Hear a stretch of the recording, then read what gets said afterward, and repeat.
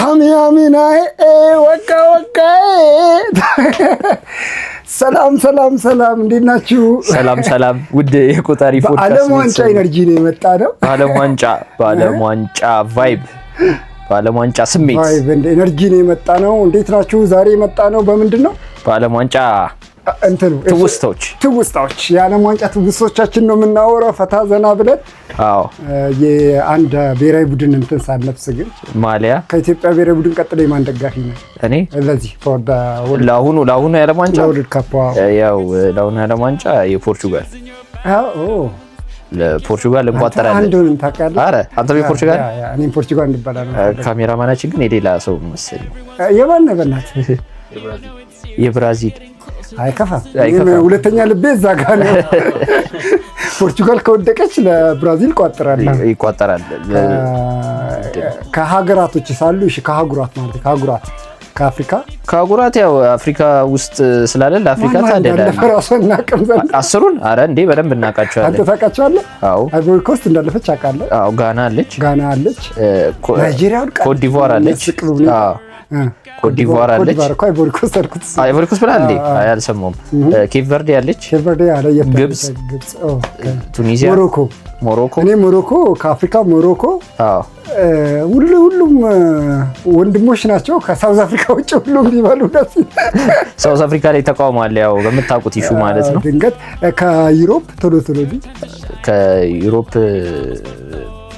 ከዩሮፕ እኔ ፖርቹጋል አብረናል። ከአሜሪካ ከሳውዝ ወይስ ከሰሜን አሜሪካ ያው ብራዚል ከሰሜን አሜሪካማ ካናዳ እሺ። እኔ ሁሉ ከደቡብ አሜሪካ ከሆነ ምናልባት ካናዳ ልቤ ትንሽ ለካናዳ ቅርብ ነው። ከደቡብ ብራዚል አርጀንቲና ባለፈው ወጣለች። ይደብራል። ከኤዥያ የለም። ከመካከለኛው ምስራቅ ማን አለ? ኮሪያ ነች። እኔ ኢራን ብትበላ ደስ ይለኛል። አረ ኢራን እሺ፣ እኔ ኢራን ብትበላ ደስ ይለኛል። ምክንያቱም እኔ ሁሉ ጊዜ ተበዳይ አንደርዶግ ለነገሩ ለታሪክ ጥሩ ተበዳይ ያሳዝነኛል። ላይክ በቃ ዋሬ በየሆነ ቪዲዮ ላይም ጠቅሰናል እኮ ላይክ በዳዩ ምንም አባትን ቢሆን ከተበዳይ ጎን ቁም ይባላል። በዚህ ዓለም ዋንጫ አምና ቶኪንግ አባውት ፖለቲክስ ግን እግር ኳስ ዋንጫ ግን በቃ በጣም የተበደለ ብሔራዊ ቡድን ነው። ልክ ነው። ከዚህ በላይ መበደል የለም። በጉዞ በጣም የተንገላታ ብሔራዊ ቡድን ነው። እግር ኳስም ደግሞ ብዙ ጊዜ ዓለም ላይ ማናየውን ፍትህ ያሳያል። እንዲሁም ትልልቅ ሰዎች ጋር ምናምን ኳስ አይተህ የምታውቀው እኮ ፔናልቲ አላግባብ ሲሰጥ ፍጹም ቅጣት ምት ሲሳት ምናምን ይኸው የፈጣሪ ኮንተንት ነው ምናምን ሴኔጋል ላይ ያ ፔናልቲ አሰጣላሰጥም አዘርቲንግ ግን ከዛ በፊት ክሊር ፔናልቲ ተከልክለው ስለነበረ ፍትህ አልነበረም ተሳተና። ስለዚህ ያው ጥሩ ስቶሪ ወጥቷል። ግን ኢራን ዋንጫ አይደለም ለፍጻሜ ራሱ በደስ። እናንተ ማንን ትደግፋላችሁ? የማደጋፊ ናችሁ? ኮሜንት ስር እስኪ በዚህ ዓለም ዋንጫ የማደጋፊ ናችሁ? ኮሜንት ስር አስቀምጡልን። ዓለም ዋንጫን ከየትኛው ጀምር አየክ? እኔ አሁን ማለት በደንብ አስታወስክ ካልከኝ የ2006 የዓለም ዋንጫ ጣሊያን ያነሳችበት ማለት ነው። ዓለም ዋንጫ ፈረንሳይና ጣሊያን ለፍጻሜ ተገናኝተው የዚዳን ቴስታ እሱ አይረሳም። ብዙ ሰው የሚያስታውሰው በዛ ይመስለኛል። የፍጻሜው ጨዋታ ማታ ላይ ነበርና ልጅ ሆኜ ትዝ ይለኛል። ያንን ጨዋታ ሲታይ ኢትዮጵያ ቴሌቪዥን በዛ ሰዓት ያስተላልፈው ነበርና በእርግጥ ኢትዮጵያ ቴሌቪዥን እስከ 2018 ድረስ ያስተላልፍ ነው። አስተላልፏል። ኦልሞስት አብዛኛው ዓለም ዋንጫው ትውስታችን ከኢትዮጵያ ቴሌቪዥን ጋር ይታወቃል። 22 ማለት የእንትናን አይደል እንዴ? አስተላልፏል። እኔ የ2006ቱ ላይክ እቺ አሁን ያልካትን ጌም ብቻ ነው ያየሁት። የዛን ጊዜ አዲስ አበባ አልነበርኩም። ኦኬ ላይክ በጣም ቴሌቪዥን ብርቅ ነው። ላይክ የተወለድኩባት ከተማ ዶዶላ ምናምን ነበር የነበርኩትና ግን በምን በጣም ትልቁ ትውስታዬ ምን መሰለህ? ፖስተሮች የብራዚል ብሔራዊ ቡድን ፖስተር ሮናልዲኒዮ የሆነ ቢጫውን ልብስ ለብሶ ሮናልዶ ቁንጮውን ከነፀጉር ቁርጣቸው እንዲች ያለችው ቁንጮ ተደርጎ ከዛ ላይክ ሄነሪ ይባል ነበር ኧረ እባክህ ለምንድን ነው? አይ ዶንት ኖ ላይክ ትሮጣለህ ወይስ አይደለም። ፍየሎች ነበሩንና ፍየሎችን ላይክ ፍየል ሰው የሚጠራበት መንገድ አለ አይደል? እኔ ነር እያልኩ ነበር የምጠራቸው ፍየሎች ላይ ነው አብሮኝ ያደረው ሰዎች ካዩት ቪዲዮ ነር እያልኩ ነበር የምጠራው። ኳስም ስጫወት እጫወታለሁ ላይክ እንጫወታለን በጣም በዛ ሄነሪ ከሚለው የዛኔ ሄነሪ የሚለውን ስም በጣም የገነነበት ጊዜ ነው። ብዙ ሰው ያውቅም ባይዘው የገነነበት ጊዜ ነበረ። በቃ ሄነሪ ተባልኩኝ። ከዛ ሄነሪ ይባል ነበረ። የዚዳን ያቺን ጌም ግን አይቻታለሁ የመጨረሻዋን። እኔም ማስታወስ የመጨረሻዋን ጨዋታ ነው። ሙሉን ጨዋታ አላስታውስም። ሮናልዶ ሲያለቅስ ነበር። ግን ከዓለም ዋንጫ ጋር ተያይዞ እኔ አሁን ከኳስ ጨዋታው ይልቅ ምን ትዝ ይለኛል መሰለ ድሮ አሁን ዲጂታል ዘመን ላይ ደርሰን የጨዋታ ፊክስቸሮች ወይ ደግሞ የጨዋታ እንትኖች ስለማይገኝ ይሸጣሉ። ፖስት አንተን አብሮ የጨዋታው እንትን ከእንትን ጋር ከጎል ጋር ለምሳሌ ሜክሲኮ ከደቡብ አፍሪካ ቢባል ቨርሰስ ሲልና ትንሽ 4 ማዕዘን አለች ጎሉ የገባውን እንድትጽፍ ምናምን ነገርና እሱን ለመግዛት በቃ ወይ ቤተሰብ አስቸግረን እንዲገዛልን ጋዜጣ የሚያዞሩ ሰዎች ይሸጣሉ። የዓለም ዋንጫ ፕሮግራም እየተባለ ይሸጣል። እየተዞረ ይሸጥ ነበር። አዎ እና በቃ ዛሬ ተከታትለን እንትን ለማስገባት ደብተርስ የነ ሮናልዶ ቁንጮ ያለበት ደብተር ለመግዛት ከዓለም ዋንጫው በኋላ አዎ ከዛ በኋላ ያለው ግን እኔ ትዝ የሚለኝ ያቺ ውጤት የምንድነው የፕሮግራም መዘርዝር እሷን በቃ እንዴት ለመግዛትና ይዞ ደግሞ ውጤት ለመመዝገብ ያለው ጉጉት እስኪጀመር ድረስ እንደውም ኳሱን ከማየት ይልቅ እሱን መመዝገቡ ሞር ማተር ያደርጋል በልጅነት ማለት ነው። የሆነ ነገር የምታረግ ነው የሚመስልና በጣም ይሁን ስታዩ ራሱ ደስ ሲል እንትኑ ራሱ በቃ የተጫዋቾቹ ምስል በሚገርም ግራፊክስ ነው የሚሰሩት። የብሔራዊ ቡድን ዋንጫዋ መሀል ላይ ትኖራለች። የብሔራዊ ቡድን አንድ ላይ ተሰብስበው 11 ፎቶዎች አሉ። የሁሉ ከዛ ወይ ከኋላ ላይ የሆነ ለየት ፐርፎርሚንግ ትልልቅ ተጫዋቾች ይገባሉ። ሮናልዶ ናዛሪዮ፣ ሮናልዲኖ፣ ዚዳን፣ ሄንሪ በቃ እንትና ፒርሎ ነበር አይደል? ሩኒ፣ ክርስቲያኖ ሮናልዶ ይደረጉ ነበር 2006 ላይክ እና እሱ ነው በጣም ምስሉን ሙሉ በደንብ አላየውም። ላይክ ይሄ አሁን ያልኩት ፍጻሜውን ያየው በደንብ አስታውሰዋለሁ። በደንብ አስታውሰዋለሁ። አይ በዛ እድሜ 4ኛ ክፍል ምናምን ነገር ነበርኩኝ። 5 ክፍል ምናምን ነበርኩ። በደንብ አስታውሰዋለሁ። ግን እንትን አላልኩኝም። ላይክ ጌሙን የማየት እድል ያገኘሁት እቺኛዋን ብቻ ፍጻሜ የመጨረሻውን። አይ እኔም የማስታውሰው የፍጻሜውን ነው። የዛኔ ምሽት ነገር ይመስለኛል። በጣም እንቅልፌ ሁላ የመጣ ነገር ነበር የሚመስለኝ በወቅቱ ማለት ነው። እና ዚዳን ያንን ቴስታ መጥቶ በቀይ ሲወጣ ድረስ ያለውንና ፔናልቲ ላይ እስኪሸነፉ ድረስ ያለውን በደንብ የመጨረሻውን ጨዋታ አንተ እንዳልከው ነው 2006 ላይ። ከዛ ቀጥሎ ሌላ የሚገርመኝ በዛ ሰዓት ላይ የነበሩት ሚዲያዎች ትዝ የሚለኝ ደግሞ 2006 ላይ በወቅቱ የነበሩት ሚዲያዎች የእግር ኳስ ትንታኔዎች አሁን ትልልቅ ቦታ የደረሱት ሁሴን ነበር። የዛኔ ሁሴን አብዱል ቀኒ የመንሱር አብዱል ቀኒ እሱ ይተነትን ታውቀዋለህ? ሁሴን አብዱል ቀኒ እሱ ቅርብ ጊዜ ይሰራ ነበር። ጧጧት ፋና ላይ ይሰራ ነበር። አሁንም እኮ ይሰራል። አሁን እንኳን ውጭ ነው ግን ይሰራል በሚል ኤችዲ ስፖርት በሚል ይሰራል። ግን ድሮ የነበረው ምንድነው አሁን አዲስ ቲቪ ነበር ድሮ። አሁን የአዲስ አበባ መስተዳደር ቴሌቪዥን የነበረና ኢቲቪ3 ነበር አይደል? ኢቲቪ3 ነበር። ግን ኢቲቪ የዛኔ ኢቲቪ2 ነበር የምንለው መሰለኝ። ኢቲቪ1 ያው ዋናው ኢቲቪ ነው። ኢቲቪ2 ግን የአዲስ አበባ መስተዳደር መስኮት ድራማ ምናምን የሚተላለፍ በት የነበረ ቻናል እሱ ላይ ነበር የሚደረግ። ከማን ነው አየናና ማን ነው አንደኛው ማን መሰለ አይ ቲንክ ባለሳሳት ኤርሚያስ ይመስለኛል። ሶስቱ ሆነው ይተነትናሉና እንግዳውን ላይ ያቀርቡ ነበር። የዛኔ አበባ ደሳለኝ ምናምን ቀርባ የማን ደጋፊ ነች ስትባል ምናምን ትዝ ይለኛል። እኔ ዚዙ ነው ሎላ የሚሉት ዚዙ በቃ አልተቻለም ምናምን ዚዳንን ነው እና እዛ ሰዓት ዚዙ ነበር ምናምን። አዎ በወቅቱ የነበረው እንትን እንደዛ ነበርና ያ ቫይብ ራሱ ትዝ ይለኛል። በቃ ስሜቱ የሚመጣው ለምንድነው በዛ አይነት ደረጃ ስሜት ማይሰጠን? አይ ቲንክ በዛ ሾርቴጅ እንትን ያደርጋል። አይ አማራጭ የበዛ አይመስልም? ስለበዛ ልክ ሾርቴጅ ያገኘሃትን በጣም እንድታጣጥማት ያደርጋል። በደም አሁን እኮ ማለት ነው የተቸገርነው በመረጃ እጥረት አይደለም፣ በኢንፎርሜሽን ኦቨርሎድ በመረጃ ብዛት ነውና የዛኔ 1-2 ቴሌቪዥን ጣቢያ ነውና ለዚህም የዓለም ዋንጫ ትንተና እንትን እንደዚህ የሚያስቀምጡ ደግሞ አልነበሩም። ጫውታው እኮ የሚጀምረው ደግሞ 3 ደቂቃ ምናምን አልፎ ነው ማስታወቂያ ብዛት። 10 ምናምን ማስታወቂያ በኋላ ይመጣል ተረባርቦ ድርጅቶች እንትኑ እንሂድና ላይክ ቀጥሎ ያለው 2010 ነው የመጣው 2010 ደቡብ አፍሪካ በቃ ትልቁ የዓለም ዋንጫ አንተማ ዘፈኑንም ካላስነካውት አልከኩ ዋካ ዋካ ያለ ነበር እንዳያችሁት ከመነሻው እስከ መጨረሻው በደንብ ያየሁት ዓለም ዋንጫ እሱ ለመጀመሪያ ጊዜ እዚህ ነኝ የነበርኩት እሷም ብዙ ድባብ ነበረው የድባብ ስሜት አንደኛ አፍሪካ ለመጀመሪያ ጊዜ መሰጋጀቱ ያም ራሱ ጉጉት ፈጥሮ ነበር አፍሪካ ለመጀመሪያ ጊዜ ማዘጋጀታው ሻኪራ ዘፈን እንደዛ በጣም ዋካ ዋካ እየተባለ ደን ከዛ መክፈቻው ላይ ራሱ ደቡብ አፍሪካ ከሜክሲኮ እንደዚህኛው ዓለም ዋንጫ የዚህኛው ዓለም ዋንጫ ተገላብጦ የዛኔ እንደውም ሜክሲኮ ምድር ከደቡብ አፍሪካ ጋር እዛ በደቡብ አፍሪካ ምድር ከሜክሲኮ ጋር ነበር ተገላብጦ በአስገራሚ ሁኔታ ከ2010 ላይ ደቡብ አፍሪካና ሜክሲኮ ነበር የመክፈቻ ጨዋታ የሚያደርጉት የዚህኛው ዓለም ዋንጫ ደግሞ በሚገርም ሁኔታ ደቡብ አፍሪካ እና ሜክሲኮ የመክፈቻውን ጨዋታ ያደርጋሉና የታሪክ መገጣጠሙ ማስገራሚ ነው አንተ እንዳልከው ነው በዛ ሰዓት የነበረው እንደውም የዓለም ዋንጫ ክርክር ምንድነው ለአፍሪካ እንዴት ይሰጣል የሚል በጣም እንትን ነበር የዛኔ አስተችቶ ነበር ፊፋ በጣም ደቡብ አፍሪካ አሁን እንደዚህ እንዳላፈርንባት የዛኔ አኩርታን ነበር ያኔ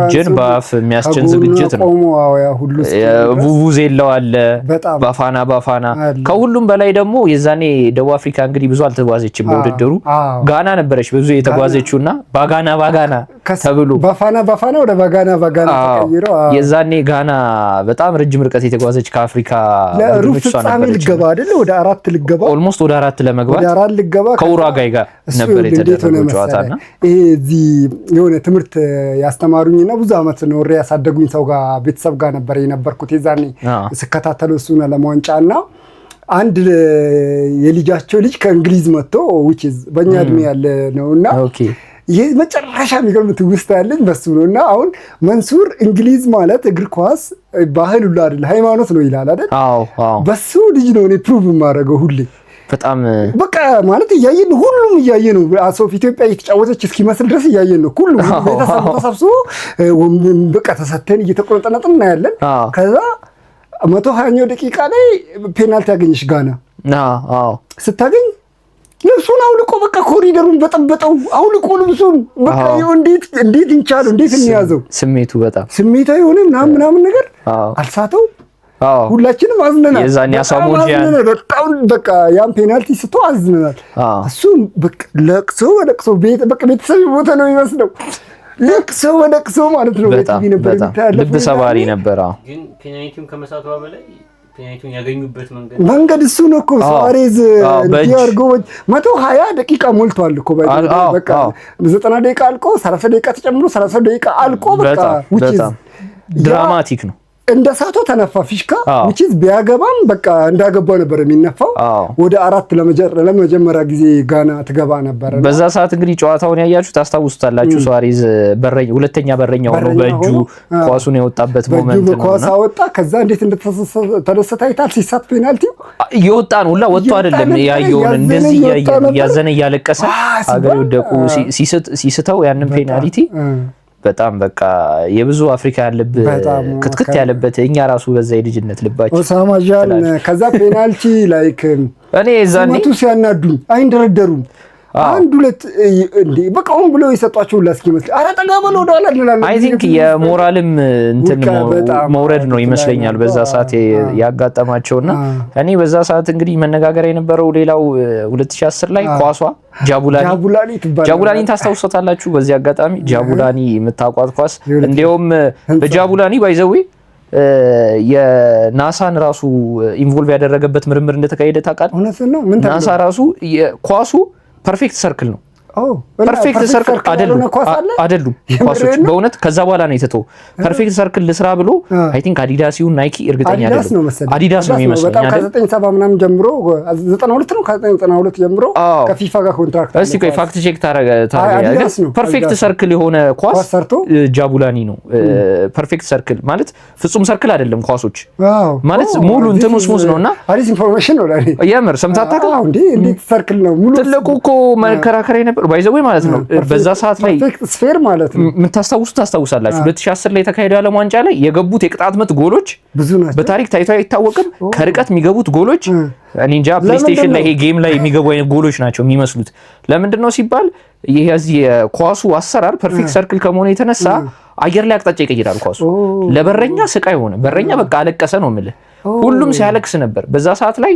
እሱ ደግሞ ዋንጫ ነው የኳሱ ሳይዝ ማንሷል ተብሎ የሆነ የመጀመሪያ ጊዜ ኮምፕሌን ከዛ በኋላ ከኳሱ ሳይዝ እንደውም ሞር እንትኑ ነው ቅርጹ ፐርፌክት ሰርክል መሆኑ የእንትኑን የምር በጣም ተቸግረው አከራካሪ ጉዳይ ነበር። ባይዘው ኳሱ ጃቡላኒ ከዛ ከናሳ ጋር ምን አገናኘው? ናሳ ሰራበት ኤሮዳይናሚክስ ከአየር ጋር ሲመታ የሚኖረው ኢንተራክሽን ምንድነው፣ ለምን አየር ላይ ይቀይራል የሚለውን አጠኑና ከዛ በኋላ የመጡት ኳሶች እንደውም ከዛ ትምህርት ወስደው ነውና በረኛ በቃ ኳሱን ሊያገኘው አልቻለም። ይመታል በሆነ አቅጣጫ ግን አየር ላይ ይቀይራል አቅጣጫ ይቀይራሉ። ይሄ በጣም ብዙ በረኞች በወቅቱ በጣም ብዙ ኮምፕሌን ሲያቀርቡበት የነበረ ኢሹ ነው።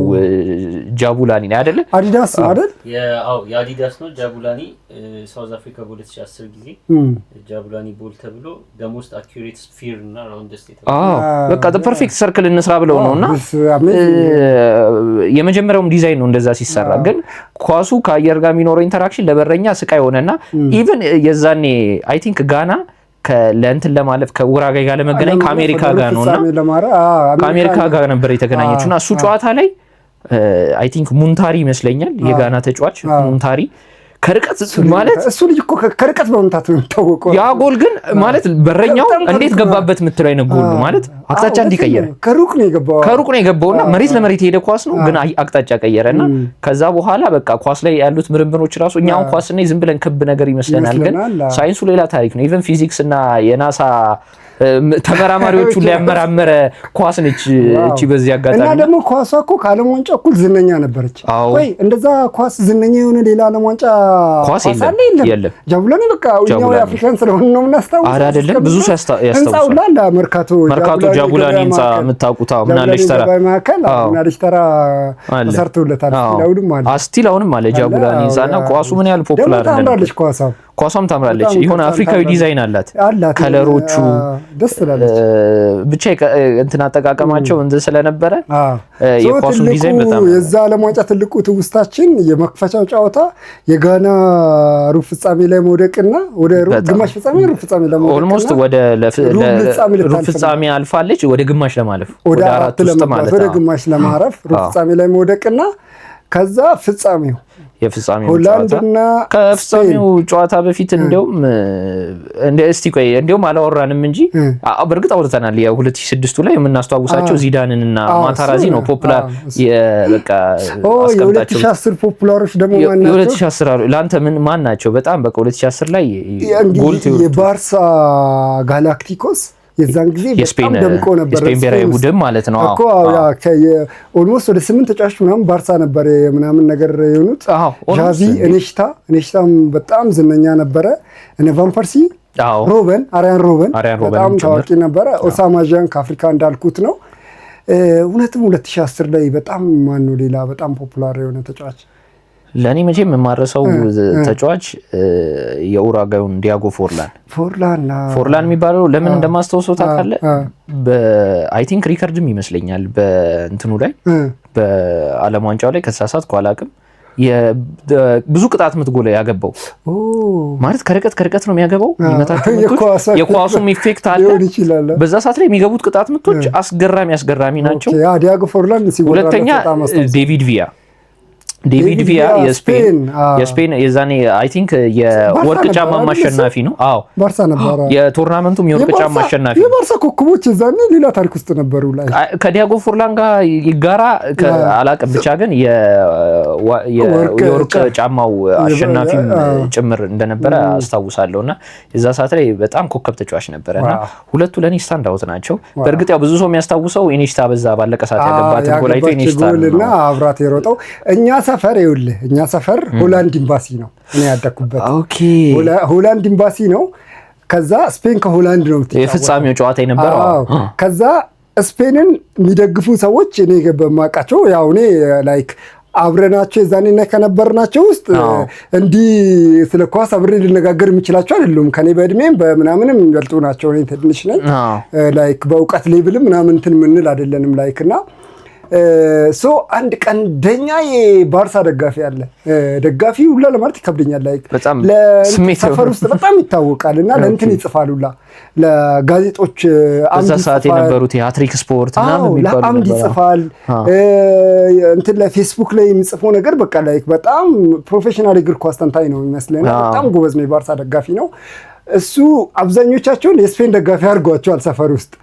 አት ሴም ታይም ደግሞ እንትን ደጋፊ አለ፣ የሆላንድ ኤምባሲም ስላለ አውዛው የት ነው ያየነው? መስቀል አደባባይ በለው ፍጻሜው በስክሪን ላይ ይታይ ነበር። ስክሪን ላይ ትልቁ ስክሪን ላይ መስቀል አደባባይ ነበር የታየው። በቃ ማታ ደቂቃ ተጨምሮ 126 ሰዓት ምናምን ነገር እኮ ወደ ቤት ተመለስን አልቆ በቃ ላይክ ሆላንድ ሰፈራችን ስለሆነ ባርሳን እንወደዋለን ተጫዋቾች ኦልሞስት ስፔንና ባርሳ ማለት እስኪያቅተን ድረስ ለዛ ነው የተቸገርኩት። ኦልሞስት አጫወታቸውም ተመሳሳይ ስለሆነ በዛ ልጅም የተነሳ ሶስት ሆነብኝና ላይክ በቃ እንትን ሆኖ ተገናኝቶ ሌላ ታሪክ ውስጥ ማለት ነው ተገባ። ከዛ ሆላንድን ምናምን ብለን ነበር እኛ የተወሰነ ልባችን ሰፈራችን ስለሆነ የሰፈር ኤምባሲ ሆላንድ በዛ በጣም በሚያሳዝን ሁኔታ ተሸነፈች። ያንን ዓለም ዋንጫ በቃ መብላት ከነበረባት ያን ነበር መብላት የነበረባት። ሆላንድ በታሪክ ዓለም ዋንጫ በልታ አታውቅም። በዛ ሰዓት ላይ ያን ያልበላች በጣም በወቅቱ እንዲያውም ቅድምም ተያይዞ ስታነሳ እንደነበረው እግር ኳስ አንዳንዴ ፍትሃዊ ነች የሚባለው ለምን እንደሆነ ያወቅኩት አሁን ጋና የወደቀችበት ሁኔታ እናውቃለንና ከቫር ቢኖር ኖሮ የዛን ሰዓት ተብሎ የሱዋሬዝ በእጁ ያወጣው ኳስ በጣም አስገራሚ መረጃ ነው። ፔናልቲ አያሰጥም ነበር። ለምን? እንትኑ ከዛ ከሱዋሬዝ የእጅ መንካት ኢንሲደንት በፊት ኦፍሳይድ ነበረ። ተጫዋች በጭንቅላት ይገጫል ኦፍሳይድ ነበረና ከዛ በኋላ ነው የታወቀው። ኦልሞስት ከተሳተ ምናምን በኋላ ነውና ስለዚህ አይቆጭ መጽናኛ አግኝተናል። ግን እሱ ኦፍሳይድ ቢባል ይሻል ነበር። እውነት ነው። ልብ ሰባሪም አጋጣሚ ስለሆነ ጋና ጓደኞች አሉኝ እንደዚህ ላይክ በሆነ አጋጣሚ በስራ በምናምን የተገናኘን ላይክ በቃ እሱ ሞመንቱ ላይ ላይክ ኢትዮጵያ እንዳጣች አይነት ነው የሚሰማኝ ምናምን ብያቸው ነው ማወራት እንዴ። በጣም ብዙ አፍሪካኖች ሳማጃን በጣም ከአንድ ሳምንት በላይ እንቅልፍ እንደነሳኝ ምናምን ግን ያውቃል ምናምን ብያቸው አውቃለሁ። በሚገርም ሁኔታ እኮ የደቡብ አፍሪካ ደጋፊዎች እኮ በሙሉ ስቴዲየም ውስጥ እኮ ገብተው ጋናን እያበረታቱ ነበር። በጣም ሙሉ አፍሪካ ሙሉ እንትን ገብተው በጣም እንትን ብለውት ነበር። ሌላው ከጃቡላኒም ደግሞ አንፃር ደግሞ ሌላ የሚነሳ ቡቡዜላ የቡቡዜላን ጥሩምባ የምታስታውሱት እንደውም ኢትዮጵያ ውስጥም ብዙ ሰፈር አናውቷል። ስቴዲየምም ላይ አንዳንድ ደጋፊዎች ይዘውት ይገባሉ እስካሁን ድረስ ነው። ከዛ የተለመደ አይታወቅም። በዚህኛው ዓለም ዋንጫ የሚያሳዝን ሁኔታ ቡቡዜላ ተከልክሏል፣ አይሆንም ብሏል። ግን ዓለም ዋንጫን ስናስታውስ ያው ቡቡዜላን አለማንሳት 2010 ላይ በተለይ አንድ ድምቀት ነበረ ብዬ ነው ማስበው። ለኔ ቡቡዜላ የሚለው ጥሩምባ ራሱ ታስቃለች እና የሚያወጣው ድምጽ ደግሞ ዩኒክ ነው አይደለ? ለየት ይላል ካየኸው በጣም ለየት ያለ ድምጽ ነው። ኢቭን አትሰማም። አሁን ደቡብ አፍሪካ ከሜክሲኮ ያደረጉት የመጀመሪያ ጨዋታ እንደው ቢያዩት በጣም አሁን ዳኛው ራሱ እንዴት ኮሜንታተሩ አይሰማም። የቡቡዜላው ድምጽ ብቻ ነውና በቡቡዜላ ብጥብጥ ነው የሚያደርገው። ሁሉም ይዞ የገባ እስኪመስል ድረስ አናክተውት ነበርና የ2010 ትውስታ የስፔን የሚገርም እግር ኳስ ማለት በጣም አትራክቲቭ ፉትቦል፣ በጣም ቆንጆ እግር ኳስ፣ አሳማኝ ምንም ልትጨቃጨቅ በምትችለው ማለት አይደል። እኔ ከመጀመሪያው ጨዋታ ጀምሮ ነበር ስፔንን ያየሁት። ከዛ በፊት የነበረው የአውሮፓ ዋንጫ ላይ ዋንጫ በልታ ነበር ወደዚህ የመጣችውና ከዛ ጀምሮ ይዞ የነበረውን ጨዋታ ነው ይዞ የመጣው። ከዛ በኋላ ባክ ቱ ባክ በልታለች እኮ አውሮፓ ዋንጫ። አውሮፓ ዋንጫ ባክ ቱ ባክ በልታለች። ግን ከዛ ዓለም ዋንጫም በመሃል በላች። አውሮፓ ዋንጫ በልታ ነው ዓለም ዋንጫ ላይ የመጣችውና ዓለም ዋንጫ ነው በላች። ከዛ መልስም ያለውን አውሮፓ ዋንጫ እሷ ናት የበላችው። ከዛ መልስ እሷ ነች። እኔ እንጃ እርግጠኛ አይደለሁም። እንደዛ መሰለኝ። እስኪ ከ2010 በኋላ አይ ቲንክ 2012 ነው የሚሆነው። 2012 የአውሮፓ ዋንጫ ማን እንደበላ እንደዛ ናት። ሶስት ቶርናመንት እንትኖችን እንደበላች በጣም ትንሽ አስታውሳለሁ። 2012 ግን ቀጥሎ ወደ 2014 አይ ቲንክ ፉትቦል ካም ቱ ሆም ተብሎ ብራዚል ካም ቱ ሆም ተብሎ ላላላላላ ማን ነው የበላው? ምናልባት የ2012 አውሮፓ ዋንጫ እኮ ዳስዋራ 2008ስ ጣሊያንን 2008 ላይ የነበረውን ታይትል ዲፌንድ አድርገው ነው ስለዚህ ሁለት ተከታታይ ነው የበላችሁ አውሮፓ ዋንጫ ልክ ነው ባክ ቱ ባክ በመሃል ዓለም ዋንጫ በላ 3 ትልልቅ ድሎችን ነው በተከታታይ ያሳኩት ቪሴንቴ ዴል ቦስኬ የሚባሉ አሰልጣኝ ሽማግሌ ጸጉራቸው ሉጫ የምታስታውሳቸው ከሆነ ኦፍ ኮርስ የጋርዲዮላ ቲም ነው የሚባለው እንደውም የሱን እግር ኳስ ላውራ ብዬ ልጅ ስፔንና ባርሳ ተቀላቅሎበታል እንዳይሄዱ እንጂ ነው ቤተሰቦች የጋርዲዮላ እውነት ለመናገር ጋርዲዮላ የሚመስለኝ እኔ በቃ ባርሳ ነው ሜዳ ላይ የምታየው ቲኪ ታካ የሚባል እግር ኳስ እንግዲህ በዛ ሰዓት የገነነበት ሰዓት አብሮ ያደጉ ልጆች ነበሩ ኳስ ማለት ሜሲ ብቻ ነው ከዛ ውስጥ አይደል እኔ ስቲል ሜሲ እዛ ውስጥ ያለ ይመስለኝ እውነት ለመናገር ማለት ነው እውነት ኳስ ፋሽን ስለሆነ ነው እንጂ በቃ ኳስ ምንድነው ብትለኝ እኔ የዛን የስፔን ቲም ጨዋታና የዛን አካባቢ ባርሳ ጨዋታ ማሳይ ይመስለኛል እግር ኳስ ምንድነው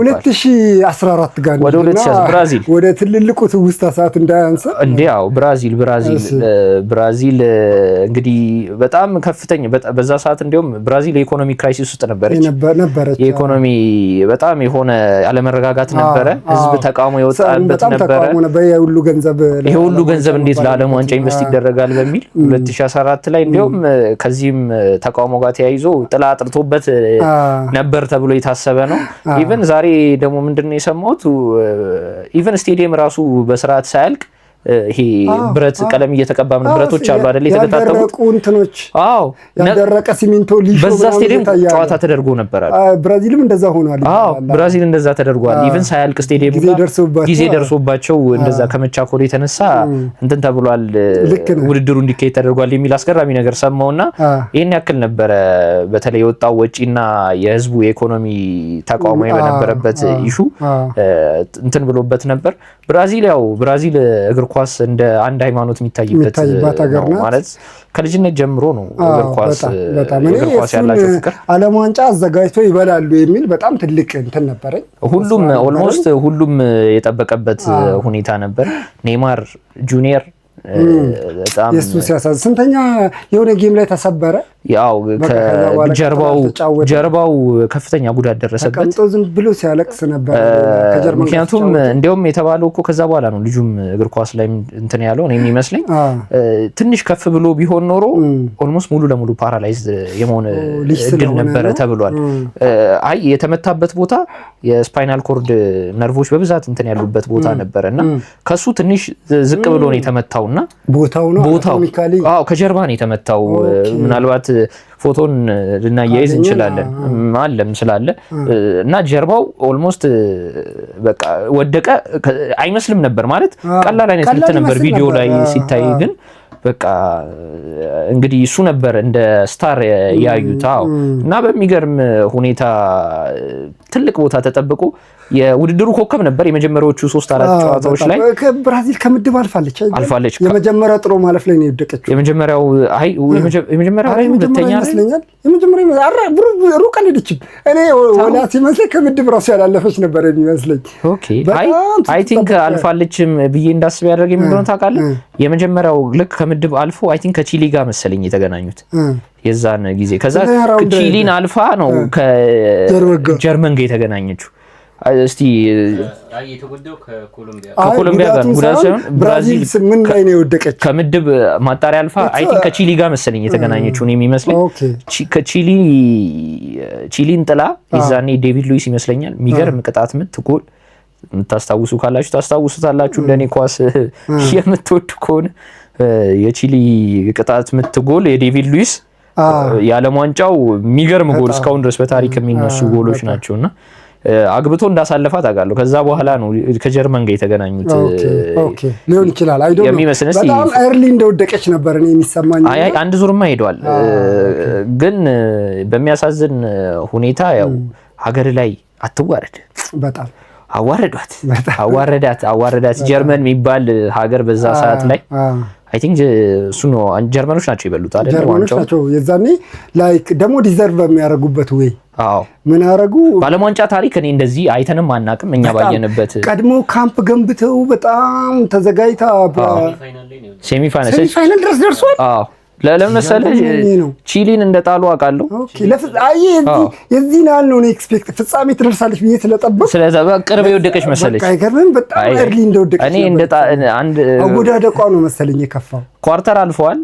ሴሚ ፋይናል ነው ከጀርመን ጋር የተገናኙት። 7-1 ነው ያለቀው። 7-1 ነው እና አዘጋጅ ሀገር ሆናችሁ እስቲ ያስቡት በሜዳችሁ በደጋፊያችሁ ፊት 7 ጎል ፒክ ላይ የነበረችበት ጊዜ ነው። በርግጥ ግን አላስተረፏቸውም ነው በቃ አላስተረፏቸውም። ባይደው የኔ በቃ የጫወታ የ2014 ጫወታ ትውስታ እሱ ነው። ሌላ ምንም ብዙ የለም። መነጋገሪያም ጨዋታ ይመስለኛል 7-1 በቃ። እንትኖቹ ግን ባይሆን ወድ ነበር የዛኔ ከእንትን ጋር ተያይዘው የሚሰሩ ማስታወቂያዎች የነበሩት ላይክ የሆነ ህፃናት መስታወት ሲሰብሩ በኳስ መተው ምናምን እንትኖች ምንድነው ይሄ የፔፕሲ ምናምን ነው የፔፕሲ አይደለም። የዚህ ከዚህ ከዓለም ዋንጫ ጋር ተገናኝተው ይሰሩ የነበሩ ማስታወቂያዎች ናቸው። እነሱን ኢንጆይ ያደርግ ነበር። ልክ እንዳሁን ናይኪ የሰራው አይነት ማስታወቂያ ሆኖ ላይክ የሆነ ታምብ ውስጥ እየሄዱ በእንትን ክርስቲያኖ ሮናልዶ ምናምን በአኒሜሽን ማስታወቂያዎች ነው የሚሰሩት። በጣም የሚያማምሩ ይሰሩ ነበር። እነሱ ናቸው ትውስታዬ። ከዛ ውጪ ሙዚቃውን ተስተውሷል። የ2000 ይሄ ማን ነበር? ይሄ ማን ፋሎ አይ ቲንክ ጄኒፈር መሰለች። ጄኒፈርም አለች። ከዛ ማን ነው? ፓንፋሎ ነው የሚባለው ፒትቡል ነው መላጣ ሰውዬ። አዎ ፒትቡል መሰለኝ። ጄኒፈር እና ፒትቡል መሰለኝ። ኦኬ እሺ። የዓለም ዋንጫ ኦፊሻል ሙዚቃው ሲመጣ አውቀዋለሁ። ዋው ሙዚቃው ምናልባት በርግጥ እኔ ከውጭ ያስኩት ሙዚቃ የለም። ባይዘው ሁሉም ነገር ነው እኮ የዓለም ዋንጫ እንድባ የሚያመጣው። አሁን አንተ እንዳልከው በዛ ሰዓት በወቅቱ ሲተላለፉ የነበሩ ማስታወቂያዎችም አንድ ትውስታ የሚፈጥሩ ነገሮች ናቸውና ብዙ ነገር ይፈጥራል እንጂ ዋንጫ ብዙ ትዝታ ይፈጥራል። እና 2014 የብራዚል ልብ ስብራት ተጋብቶብናል። ያሳዝናል። በርግጥ ግን የጀርመንን ቲም ብራዚል 2014 ማለት ስንተኛ ክፍል ነን? የጀርመንን ቲም አለማድነቅ አይቻልም። 2014 ማለት እኮ እኔ እንጃ እውነት ለመናገር የሆነ 9ኛ 8ኛ ክፍል ምናምን ነው የምንለው። ቀጥሎ 2018 ነው። 2018 ባይሆን 2014 ላይ የእንትናን ረሳችሁ? የማን ፍላይንጎ 2014 እንደዚህ ነው። አዎ ከስፔን ጋር ስፔንን የተበቀሉበት ጨዋታ ተብሎ እንዴት ነው የረሳነው? ኢከርካሲያስ እንደዛ የተንፈራፈረበት። አዎ እንግዲህ ጊዜ ምን ያህል ባለጌ እንደሆነ የምታውቀው እንግዲህ ሁለት ዓለም ዋንጫ፣ ሁለት አውሮፓ ዋንጫ እና አንድ ዓለም ዋንጫ ተከታትላ ሳታቋርጥ የበላች ሀገር። አዎ በመክፈቻ ጨዋታ ነው የመጀመሪያ ጨዋታ ነው የዙር ጨዋታ ነው አይደል? እሱ ነገር የዙር ጨዋታ ነው። የምድብ የመጀመሪያ ጨዋታ ነው። ትበቀላለች ያባለፈው ድረስ እንደዛ ተንፈራፍራ ይታያችሁ። እንግዲህ ተመልካቾች 2010 ላይ ለፍጻሜ ተገናኝተው ነበር እነዚህ ክለቦች። ፍጻሜ ላይ ስፔን አሸንፋ ዋንጫ አንስታለች። ከዛ የሚቀጥለው ዓለም ዋንጫ ላይ በአስገራሚ ሁኔታ የመጀመሪያው ጨዋታ ሁለቱ ተገናኙ። ሆላንድና ስፔን እንዲገናኙ ሆነ። ሆላንድ ተበቀለቻት። ቀላል ተበቀለቻት። በቀላ አይደለም ደግሞ የውድድሩ ምርጥ ግብ ነው የተስተናገደ። እሱ ጎል እንትን የቶርናመንቱ ምርጥ ጎል ሆኖ ተመርጧል። እንደዛ መሰለኛው ከገቡት ጎሎች ሌላ ጎል ሊሆን ምናልባት የሃሜስ ሮድሪጌዝ ምን ላይ ነው ያገባው? እሱ በዛው ብራዚል ነው። እሷ ነው የተመረጠችው። የሃሜስ ሮድሪጌዝ የእሱን ጎልስ እንዴት ነው የረሳ ነው ማለት? ሊረሳ እኮ የሚገባው ጎል አይደለም። የኮሎምቢያ ጎል ራሱ ልጥፍ እሷ ናት ያሸነፈው። ይሄኛው ግን አሁን የቫን ፐርሲ ያገባው እንደ ሰው እንዴት ይበራል? መሬት ትቶ በረረ እኮ የበረረበት ሁኔታ ነውና ቴንክ ዩ በእውነት ይሄንንማ ረስተን ብናልፍ 2014 ላይ የተፈጠረው ይሄን ቪዲዮ አፕሎድ ካረግን በኋላ ሁላ ድጋ አውርደ ነው ኤዲት እናደርገዋለን እናየዋለን። ደጋግሞ መታየት አለበት። ድረሳ ይሄንን ባታስታውሰን ኖሮ እንደዛ ነበር። የኮሎምቢያም የሃሜስ ሮድሪጌዝም በጣም ክሬዲት የሚሰጠው 2018ስ ምን አለ? 2018 የማን ነበር? በእናትህ የራሻ ዓለም ዋንጫ እኔ ማለት ኦንሊ እኔ አላቅም። በሂደት እያስታወስን ከመጣን አላቅም። ማስታወሰው ብቸኛው ነገር ለመጀመሪያ ጊዜ ቤት ተከራይቼ የወጣሁበት ጊዜ ነው። 12ኛ ክፍል ደርሼ የዛ ታይም ክፍል 12 ነበርኩ። ኦኬ ያው ራሴን በራሴ አስተምር ነበር። ተከራይቼ ወጥቼ ለዛ ዓለም ዋንጫ ብዬ ቦርጫሙን ቲቪ ገዝቻለሁ። ለማየት ብለህ ማለት ነው። ሸቃቅዬ ምናምን ቲቪ ገዝቼ ምንም አይ ቲንክ ለምን እንደሆነ አላውቅም። የራሽያው የዓለም ዋንጫ ማለት ነው። ከዛ ምንም ሳላይ ሰቀጥ ከዓለም ዋንጫዎች ሁሉ ቀዝቀዝ ያለ ምንም የዚህ የምዕራባውያን ሶሻል የሚዲያ ኢፌክትም ሊሆን ይችላል ይመስለኛል ተጽዕኖ እንደሚፈጥሩብን። አሁን ቢሆን እኮ አሪፍ ሊሆን ይችላል በደንብ። የዛኔ ሁሉ ነገር ፊድ በምንደረገው በሜንስትሪም ሚዲያ ስለነበር በጣም ግን በሚገርም ሁኔታ ጋዜጠኞች ደግሞ በጥሩ ሁኔታ የሚያነሱት የራሽያን ያለማ ከዝግጅት አንፃር በተለይ ለጋዜጠኞች የተደረገው እንክብካቤ አሪፍ ነበር። በጣም አሪፍ ስለነበረ መሰለኝ ጋዜጠኞች አሁን ብታያቸው የራሽያን በጣም ትልቅ ቦታ ላይ ያደርጉት ይችላል። ግን እንደ ተመልካች ክሮሻ ነበረ በጣም እንትን ሰርፕራይዚንግ ቲም ይዛኔ ፍጻሜ ድረስ ሄዳለች እኮ ክሮሻ።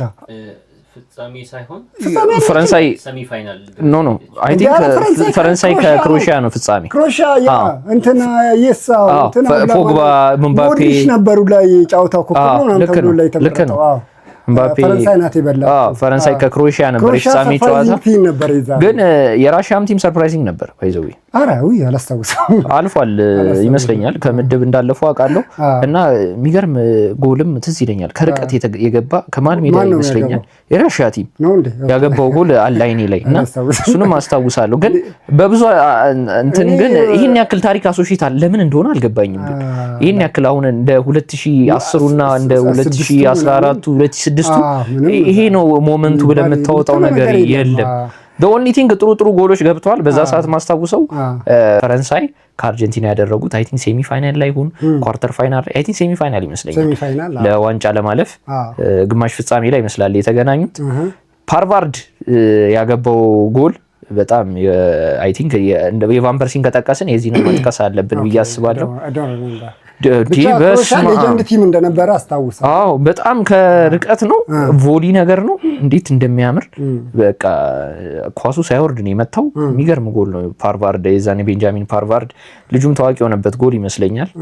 ከዛ በኋላ እንደሞ ወደ አውሮፓም እንትን ትልልቅ ክለቦች ራሱ ይሸጣል ተብሎ እየተጠበቀ የነበረ ልጅ ነው። ምባፔም በልጅነቱ የዓለም ዋንጫን ያነሳበት ታይም ይመስለኛል በዛ ሰዓት ላይ ፖግባ እንትና ጎልደን ጄኔሬሽን ነው የፈረንሳይ ጎሎ ካንቴ ዛኔ ነው ዋንጫውን አንስቶ ሼም ያዘው ከዋንጫው ጋር ፎቶ መነሳት አፍሮ ምናምን ብቻ አስገራሚው ነገር የፈረንሳይ ክሮኤሺያም ቀላል ቲም ተገማች ቲም አልነበረችም። እዛ ትደርሳለች ብሎ ይጠበቃል አልነበረም። እሱ ነው በጣም ሰርፕራይዚንግ ቲም ነበረ። ዳርክ ሆርስ ይባላሉ እንደዚህ አይነት ቲሞች። ጥቁር ፈረስ ነው የሚባል ማለት እንደዚህ ፈታኝ የሚሆኑ ግን ድንገት የሚደርሱ ቲሞች ናቸው የሚመስለኝ። ሌላ በጣም ትውስታ ያለን ወሳኙና እኔ እስካሁን ያልተሳከለ የሩሲያ ላይ እንዴ ጀርመን በ2014 በልታ ከግሩፕ ማለፍ አቃታት አትለኝም። ወይ ረስቸው ባይዘው አነጋጋሪው ጉዳይ አይ ቲንክ በታሪክ የተወሰኑ ሀገራት ናቸው በልተው በሚቀጥለው ስፔንም አላለፈችም እኮ ይዛኔ። ግን እሷ እኮ 2010 ነው 2014 በልታ 14 ከምድብ ያለፈች አይመስለኝም። እንዲሁም በጣም ነው የወደቀችው ስፔንም። ግን የጀርመን አስገራሚው ነገር 2014 ላይ ዋንጫ በልተው 22 አልፏል እንደ ጀርመን አላለፈም። 22ም ከምድቡ 22ም አላለፈም። ጭራሽ ሌላ ፖለቲካዊ ጉዳይ ውስጥ ገባ ቲሙ ኳሱን ትቶ አላለፈም ተብሎ። ግን 2018 ላይ እሱ እንዳለውና የጀርመን ከምድብ አለማለፍም ሌላው አነጋጋሪ ክስተት ይመስለኛል። አንተ ግን ከርስ ነው ማለት ነው ቀጣዩን ዋንጫ በልተው እንዴት ነው ዘንድሮ አርጀንቲና ታዲያ ትላለህ? እሺ ቆይ አሁን ጣሊያን 2008 በላች 6 በላች ከዛ 10ን አልፋለች 10ን አልፋለች። ግን ከዛ በኋላ እኮ በተከታታይ ወድቀዋል። ታሪክ እኮ ነች ታሪክ ሆነ ቀረች እኮ። አሁንም ዘንድሮ ማናያት ትንሽ የጣሊያን ትዝ የሚለኝ እንደው 2006 ልመልሳችሁ እንግዲህ ይቅርታ ካቴና ነበር የሚባለው እኮ የጣሊያን ካቴና እንዴት ረሳ ነው እሱ ራሱ የመከላከል ጥበብ ከዛ ነው የምትማለው ነው መሰለኝ ጌሞቹን እኔ አላየሁም። አይ ካቴና ይባላል ጣሊያን ሲባል በቃ ካቴና። እኔም ቤት ራሱ ፋዘር ምናምን ሲሉ የምሰማው ጣሊያን እኮ ካቴና አሁንም ይላሉ ትልልቅ ሰዎች ምናምን ብትጠይቅ ካቴና የጣሊያን ክለቦች ራሱ ሌላ ክለብ ሲገጥሙ እኮ በቃ መከላከላቸው ይባላል። እስከ የመከላከል ጥበብ ይባላልና አራሳት እንዳጥር ወደ ኳታሩ የኳታር ላይ እስቲ ምን ያለ እንትን ጨርሰናል። ቤስት ኤቨር በቃ ማለት እስካሁን ካየሁት በዝግጅትም በቃ በምንም ነገር እኔ አላቅም። በቃ እንደዚህ በእግር ኳስ ረክቻ አላቅም እንደ ኳታር ከመነሻው ስንጀምር ከመነሻው የሆነ መክፈቻው በል የተካሄደበት ጊዜ በታሪክ በዛ ወር ውስጥ ተካሂዶ አያውቅም። ዓለም ዋንጫ ጁን ጁላይ ላይ ምናምን የተለመደ ዲሴምበር ላይ የተካሄደ ታህሳስ ላይ እሱ ላይ መክፈቻ የነበረው ሁኔታ በጣም ዝግጅቱ ስቴዲየሞቹ በተገጣጥሞ የሚፈርሱ ሁሌ ምዕራባውያን ብቻ ሲጮውበት የነበረው መድረክ እንዴት ጸጥ እንዳስባለቻቸው በዝግጅት ላይክ ጋጠ ወጥነታቸው እና ምናምናቸው እንዴት አድርጋ ተገዳራ እንዳያዘቻቸው በጣም ምንድነው ያልታየ ነገር ምን አለ በዝግጅት በጥራትም በዝግጅት ጥራትም በስቴዲየም ጥራትም በሁሉም ነገር በደጋፊ ድምቀትም ካየኸው በጣም የሚገርም ያለ ነበርን። በዚህ አጋጣሚ ሶስታችን ለመጀመሪያ ጊዜ አብረን ያየነው ዓለም ዋንጫ እሱ ነው። ሁላችንም ሰብሰብ ብለን ያየነው ካንተ ጋር ካሜራ ፈናሽው ጋር ደን ከዛ የት ጥቁር አንበሳ ነበረ። ጥቁር አንበሳ ነው። ከዛ ፊልሞና ካፌ የምትባላለች ነበረች። አሁን በኮሪደር ልማት ተነስታ ፓርኪንግ ሆናለች። ቆንጆ አጠገብ ያለች ፓርክ የተደረገው ቦታ ጥቁር አንበሳ ትምህርት ቤት ዝቅ ብሎ ይሄን ቪዲዮ የሚያዩት እዚህ ይላቸዋል እርግጠኛ ነኝ። እና ላይክ በቃ እዛ ኳስ ባለ ቁጥር ደግሞ ሰዓቱ ማመቺ ነበረ። በቃ ኳታር ከኛ ሰዓት ታይም ዞን ጋር ተመሳሳይ ስለሆነ ምርጥ ሰዓት 2 ሰዓት ይጀምራል። ምርጥ ጨዋታ 2 ሰዓት ይጀምራል። አሪፍ በጣም ደግሞ 4 ሰዓት ቢገፋ 4 ሰዓት ነው። ከ4 ሰዓት በላይ የለም ጌም። 10 ሰዓት 12 ሰዓት ጀምሮ አሉ ማጣሪያ ጨዋታዎች። ለሰዓቱ ማመቺነት ለኛ በጣም የተመቸ ነበር። በቃ የዛኔ ደግሞ አካዳሚክ ሎድም ብዙ አልነበረብንም። ጥሩ ታይም ነበር። ከፈተናም ከጥናትም ማኳያ በጣም ጥሩ ጊዜ ነበረ። ልደቴም ነበር። አንድ ልደቴን እዛ ሰርፕራይዝ አድርጋችሁ የሱ በሚገርም ሁኔታ በዚህ አጋጣሚ እኔ ትዝ የሚለኝ እንደውም የሱ ዓለም ዋንጫ የሱ ልደት እኔ ከዓለም ዋንጫ ጋር ኳታር እንዳዘጋጀችለት ቁጠሩት ያንን ሴሬሞኒ ማለት ነው። ትዝ ይልሃል? ያ ልደት ቀን አስገራሚ ሆነው ሞሮኮ ከፈረንሳይ የምትጫወትበት ወይስ ፖርቹጋል ከስዊዘርላንድ ነው? ኖ ሞሮኮ ከፈረንሳይ። ለምን መሰለ ሞሮኮ አፍሪካን ወክላ ረጅም ርቀት የተጓዘች በውድድሩ ብሔራዊ ቡድን ነች እና የአፍሪካ እንግዲህ ደማችን ተነሳስቶ ሞሮኮ እያልን ድምጻችንን ፈረንሳይ ያሸነፈች። እኔ ደግሞ ሞሮኮ ፖርቹጋልን ጥራ ስላለፈች ተናድጄባት ነበር። ልክ ነው። ወቅቱ በዛ ልደቱን ያከበሩልኝ ሰው ሁሉ ጠምዶ ይዞ ነበር። አንተ ተቃራኒ ነበር፣ ስትጨፍር ነበረ ይታያችሁ። ፈረንሳይን እየደገፈ አስቸግሮ ነበር። ቴክኒካሊ ፈረንሳይን መደገፍ ፈልጌ አይደለም የሆንኩት። እንዴት ነው በጣም ሮናልዶ ያለ ለማንጫ እንዲበላ እያለቀሰ የወጣበት ሮናልዶ በጣም ወደ ስለነበር እያለቀሰ ነው። ከዛ ፖርቹጋል ናት የጣለችው ሞሮኮን የጣለችው ፖርቹጋል የጣለችው ሞሮኮ ናት። ሞሮኮ አበሳይታኝ። ከዛ ህዝቡ እናንተ ጀማው እንዳለ ምን ደምድሟል። እኔ የሞሮኮ ጠላት እንደው ባንዳ ተደርጎ ነው የተቆጠረው በልደቱ ቀን ይታያችሁ። ጠላት እንደው ከዛ በዲፎልት የፈረንሳይ ደጋፊ አድርጋችሁ ቁጭ አደረጋችሁ። በእርግጥ ጠልቻትም ነበረ፣ ግን የዛኔ በፖርቹጋል ስትሸነፍ ስላናደዱኝ ሁሉ በቃ እነሱ ላናድ ብዬ ነው ፈረንሳይ ነው እንኩት እንጂ ሞሮኮ ውስጥ ነበር በወቅቱ እንደው ወደዛ ተጠጋን እንጂ ያው የምናስተውሰው ሞመንት ስለሆነ ነው። ግን ከመነሻው ጀምሮ ያው በሰብአዊ መብት ኢሹ ምናምን በጣም የተወቀሰ ነበረ። እንዴት ለኳታር ይሰጣል ያለ ዋንጫው ተብሎ ምዕራባውያን ሚዲያ በጣም ሲያስጮህበት የነበረው እንትን ነበረና ግን የምን ሰብአዊ መብት የምን እንትን ኳስን ብቻ በቃ እግር ኳስ ምን ይመስላል የሚለውን ያሳየ ፕሮግራም ነበረ በወቅቱና ሞሮኮ በወቅቱ ሰርፕራይዚንግ ቲም ነበረች። የእንትኖችን ከልክላ የሆሞሴክሹዋልስ አርም ባንድ ባንዲራ ብዙ ነገር ከአልኮል ጋር የተገናኘ አልኮሉላ እንግዲህ ጀርመን ብሔራዊ ቡድን አልኮል ሪስትሪክት ማድረግ እነሱ ከስቴዲየም ውጪ የሆነ ቦታ አለ እሱ ኤሪያ ላይ ብቻ ነው መጣጣት የምትችለው። ኢቨን እዛ ሀገር ላይ አልኮል ተጠጥቶ አያውቅም ባይዘው እና አይፈቀድም። ግን ለዓለም ዋንጫው ሲባል ይሄን ያክል የሀገሩትን እንትን ኮምፕሮማይዝ እስከማድረግ እስከመቀየር ድረስ ያደረሰ ዝግጅት ነበር ያደረገችው። ይሄን ያክል ተዘጋጅታ አስደማሚ የዓለም ዋንጫ ያሳየችበት ሞሮኮ እዛ ድረስ ተጉዛ ያው ፈረንሳይ ከጠላት እኔ ማዝኛለሁ ሆነስትሊ ስፒኪንግ ላይክ የዛናል ፈረንሳይን ደግፊያት አይደለም ግን ፍጻሜውን ሳይ ደግሞ እንኳን ፈረንሳይ ያለፈች። ምክንያቱም ያ ፍጻሜ እኔ ዓለም ዋንጫ ላይ ካየናቸው ፍጻሜዎች ማይረሳ ፍጻሜ በታሪክ እንደ ድራማ ያለቀ አይ ቲንክ እኔ አሁን ካወራን ማለት ነው እንደ ቻምፒዮንስ ሊግ አይነት የስክሪፕት ነው የሚመስለው የቻምፒዮንስ ሊግ አይነት ጨዋታ ነው የሚመስለው የዓለም ዋንጫው ካየኸው የሆነ ምድባው ሙኒክ ከፒኤስጂ ነው ሊቀራረብ የሚችል እንደሱ አይነት ይመስላል። ባለፈው እዚህ ያየነው አይነት 2-0 እየመሩ ነበር አርጀንቲናዎች። ከረፍት መልስ ላይ መተው 2-1 አድርገው እንዴ ጫውታው አለቀ ብለናል እኮ 7 ደቂቃ ላይ አልቋል ብለናል። በጊዜ ነበር አርጀንቲና 2 ጎል አግብታ ሰዓቱን በጊዜ 2 አግብታ አርጀንቲና ከዛ በቃ ያልቅ ነው አይነት ነገር ሆነ። ቁጭ ብለን እዛው ፊሊሞና ነበርን ደግሞ ይዛ ጥቅ ብሎ ካፌ አይመስልም። በጣም እኮ ለግሪ አሪፍ ካፌ ነው እኮ ትልቅ ጸደ ካፌ ናት። ግን በቃ የዛን ቀን ዲኤስቲቪ ቤት ነው የሚመስለው። ያዘዘውን ነገር በእጁ ይዞ እየጠጣ ምናምን ምናምን ብለ ያየል በጊዜ ያለቀ ጨዋታ መስሎ ፈረንሳይ የሚደግፉ ሰዎች በቃ ደብሯቸው እና ደግሞ ምን ያህል ባንዳ እንደሆንኩ እኔ አሁንም ለፈረንሳይ ሮናልዶን ደግፌ በፍጻሜ ደግሞ ሜሲን ነው እንትን ያልከው አርጀንቲና ነበር እንደሰራ የፈለኩት። ምክንያቱም አንዱን ለመውደድ አንዱን የግድ መጥላት የለም። እኔ ያን ሮናልዶ ይባላል ደስ ነው። ሜሲን ደግሞ አልጠላውም። በጣም በቃ ታለንቱን ወዳለው።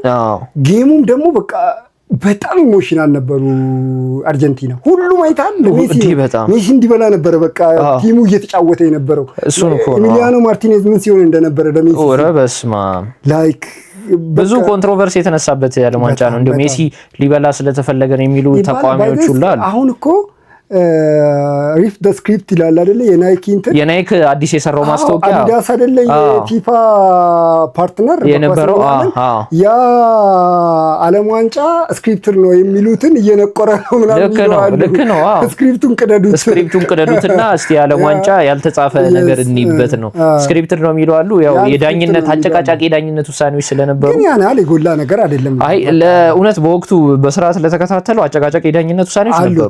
በተለይ ለአርጀንቲና ፌቨር የተደረጉ ማለት አሉ። ግን በጣም የዛን ያህል ውጤቱን የሚቀይሩና በቃ እንደው ተዘጋጅቶ ውጤት ለመቀየር የተደረገ አንዳንዴ እኮ ስክሪፕት እኮ ቆንጆ ይሆናል። ምንም እኮ ችግር የለውም። እውነት ለመናገር ያው ሜሲ መብላት ይገባዋል። ምክንያቱም በእግር ኳስ ካየናቸው ትልቅ ተጫዋቾች ስለሆነ እና የዓለም ዋንጫውም ያው ክሶታል ብለን እናስባለን። ዘንድሮ ደግሞ ሌላኛውን እንግዲህ የኳታሩን በጣም ብናወራው ይቅርታ ዲር ነው ትላለህ ደጎት